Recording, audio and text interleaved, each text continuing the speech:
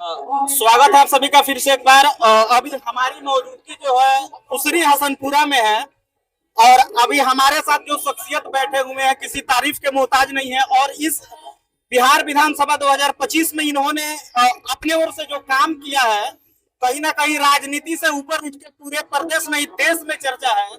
जहां इस जमाने में एक भाई अपने भाई के साथ इंसाफ नहीं कर सकता है, जहां इस जमाने में एक बाप अपने दो बच्चों के साथ बेहतर तरीके से इंसाफ नहीं कर सकता है, उस दौर में वर्तमान विधायक हरिशंकर यादव जी ने एक बड़ा फैसला लिया और यहाँ से इस बार पूर्व सांसद डॉक्टर मोहम्मद साहबुद्दीन साहब के साहबजादे को आशीर्वाद देकर पगड़ी बांधकर इस विधानसभा चुनाव में भेजा है। अब तक का क्या वर्तमान में अब तक आज तक की अगर हम बात करें तो क्या अपडेट है विधानसभा का, कैसा चल रहा है चुनाव प्रचार? बहुत बढ़िया, बहुत बढ़िया। बहुत बढ़िया। हाँ, बहुत बढ़िया है, एकदम कोई दिक्कत नहीं है। और बतौर गार्जियन आपकी ओर से स्पेशल इस चुनाव को लेकर किस तरह की तैयारी है, आप किस तरह क्षेत्र में काम कर रहे हैं? सारा वर्कर लगे हुए हैं, पूरा टोटल। हम लोग के यहाँ तो 5 पंचायत है हसनपुरा में, 16 गो पंचायत है हुसैनगंज में और 16 गो पंचायत है रघुनाथपुर में। सब कार्यकर्ता तीनों पार्टी चारों पार्टी के जो हम लोग का गठबंधन बना है ना, सब वर्कर निकल गए हैं एकदम। बहुत मुस्तैदी से लोग काम कर रहे हैं और जनता तैयार है एकदम। आजकल बिहार के जनता तैयार है। तेजस्वी जी के मुख्यमंत्री बनाना है देखो।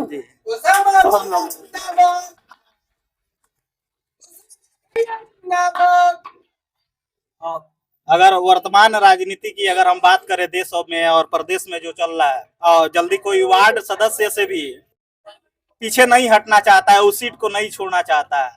और विधायक का सीट जो है आपने त्याग दिया, उससे पहले क्या मन में चला? परिवार में कुछ बात ही हुआ या कुछ चला कि बस ऐसे खुशी खुशी आपने?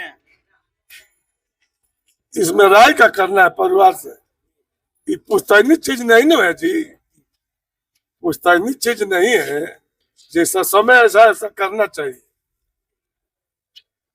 एक बात आप सब बता रहे हैं कि जो पहले आपने चुनाव लड़े चाहे दूसरा चुनाव लड़े तो साहब टिकट दिलवाए। सच्चाई तो माध्यम नहीं, वही सब किए। हम तो कहीं गए नहीं किए, हम इनकार भी किए जना हमको सरकार नहीं होगा, हम नहीं लड़ेंगे इलेक्शन। तो बुलवा करके जेल पर समझा करके कह के जाइए आप इलेक्शन लड़िए ना और बात छोड़ दीजिए। तो मान लीजिए उनका लड़का अगर मन बना लिया है लड़ने के लिए तो हमारा फर्ज क्या बनता है? आशीर्वाद दे देने, आशीर्वाद देते हैं हम। अरे हम लड़ाई हम ही लड़ रहे हैं। फ्रंट फोटो उस दिन हम लोग नॉमिनेशन में देखे थे, आप सारथी बने हुए थे। हम एकदम हमारा लोग लगे हुए हैं, हम लगे हुए हैं। 2025 विधानसभा चुनाव कुछ ही दिन बचा हुआ है, उसके बाद से पहले चरण की वोटिंग हो जाएगी। अब बिहार लेवल की अगर हम बात करें तो इस बार प्रदेश में क्या होने जा रहा है? देखिए, मेरी तेजस्वी की सरकार बनना एकदम निश्चित है। निश्चित है। हाँ, पूरा बिहार के लोग जाग चुके हैं। देखिए 20 साल हो गया, 20 साल। अब 20 साल में इन लोग कोई चमत्कार करके नहीं देखा है। सच्चाई ये है कि जब पहला तो मुख्यमंत्री बने तो कुछ किए, बाकी तब लोग के चपेटे में आ गए भाजपा लेके। तो ये लोग कुछ नहीं किए हैं, लोगों को झांसा दिए हैं, कोई काम नहीं किए हैं। देखते हैं जब लड़का कितना हर गांव में हर घर में लड़का सब बेकार है, ना कोई कारखाना लगाए हैं, ना कोई रोजी रोटी दिए हैं। तो सब लोग डूब गए हैं, सारा व्यापारी से लेकर किसान तक मजदूर तक। और लोग के खिलाफ में गोलबंद हो गए हैं। वो लोग के सबक सिखाने जा रहे हैं सब जनता मिलकर। आप माननीय हैं और गृह मंत्री जी का छपरा में आगमन होता है एक प्रोग्राम में, और मंच से साफ शब्द में कहते हैं कि हमने राष्ट्रीय जनता दल का सूची देखा और उसमें देखा कि पूर्व सांसद साहबुद्दीन के लड़के को टिकट थमाया गया है, जंगल राज की वापसी हो जाएगी। इस तरह का बयानबाजी जो है गृह मंत्री की ओर से हो रहा था, उसको आप किस रूप में लेते हैं? गृह मंत्री जितना ही शिक्षा प्राप्त करके आए हैं समा, वो अब सपनों में नहीं देखे होंगे, वो क्या बात करेंगे। अभी साहबुद्दीन साहब के कितना दिन हो गया मृत्यु हुए, और वही साहब दिल्ली साहब का उन लोग देखा रहा है, और उनका जो विकास किया वो नहीं ना गिने रहे हैं लोग। सिवान में आप लोग तो समझदार आदमी है, बुद्धिजीवी लोग हैं, जो सिवान में काम किए, मान लीजिए engineering college, medical college, town hall, और अनेक अनेक के काम किए हैं। उसका बाद में ये कहूँ कि नहीं है ना जो ये लोग का किए हैं 20 साल में, तो विकास पुरुष थे, बहुत काम किए हैं।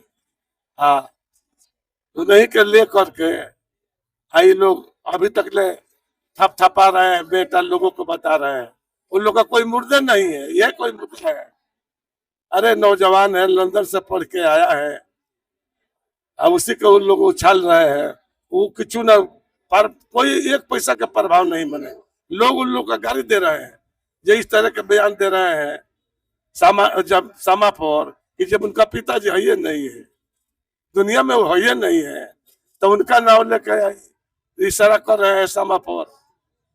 जिन लोगों को सिवान की राजनीति की हम अगर बात कर ले, जिन लोगों को वो परिवार कांधा देकर आगे बढ़ाया, माननीय बनाया, विधायक का सीट दिलाया, इस बार टिकट कट जाने की वजह से वो लोग दूसरे खेमे में शामिल हो गए हैं और खुलेआम इस चीज की धमकी दी जा रही है, चेताया जा रहा है कि इस बार पाकिस्तान नहीं बनने दिया जाएगा। तमाम तरह के जो हिंदू मुस्लिम ध्रुवीकरण की बातें हैं उसको कही जा रही है और ये साफ कहा जा रहा है कि इस बार हराने में कोई कोर कसर नहीं छोड़ा जाएगा।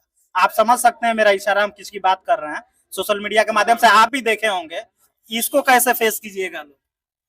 अरे जनता जवाब दे देगी, मुंह से हम बोल देंगे जो सब जानता है हमारे हाथ में है, तो संभव है उन लोग का हाथ में है, को आदमी हाथ में है।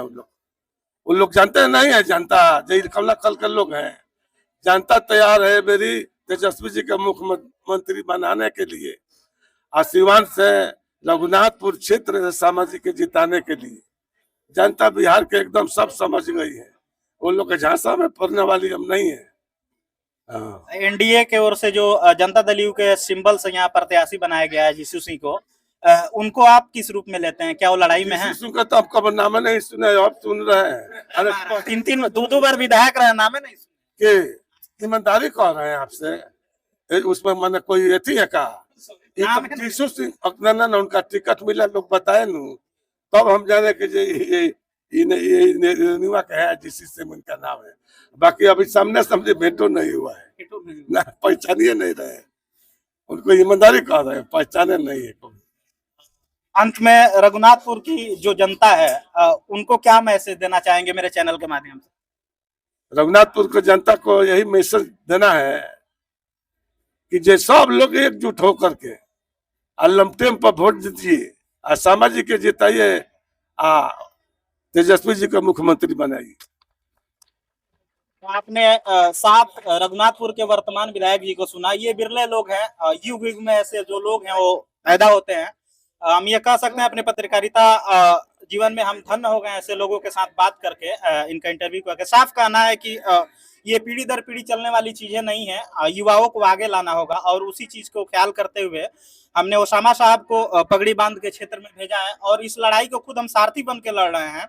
और आगामी 6 तारीख को जो वोटिंग होने वाली है पहले चरण का, उसके बाद से 14 को जो रिजल्ट आएगा उसमें साफ दिख जाएगा कि जिसको हम लोगों ने आशीर्वाद देकर आगे बनाया हो कितना % तरीके से यहाँ से कामयाब होते हैं। देखने वाली ये बात होगी कि विधायक जी जो ये प्रयास कर रहे हैं, जो ये बात इन्होंने बताया उसमें कितनी सच्चाई है और ये लोग कितना कामयाब होता है। तब तक के लिए बस इतना ही, धन्यवाद।